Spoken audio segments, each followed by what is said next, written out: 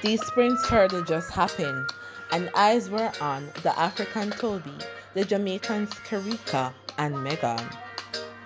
And when the race started, Toby was confident all the way through to the finish line. So the results are in. Let me tell you what these are. In first place, it's no surprise that we have Toby taking it in 12.57, and that's her season's best.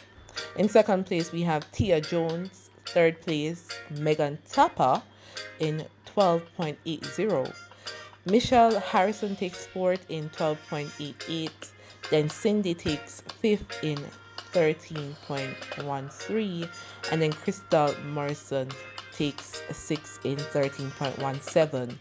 Not sure what happened to Kericka. We were seeing her when they were warming up, but in the race she wasn't there. So we'll let you know later on what happened to her. But there's no time for her, so probably she dropped out.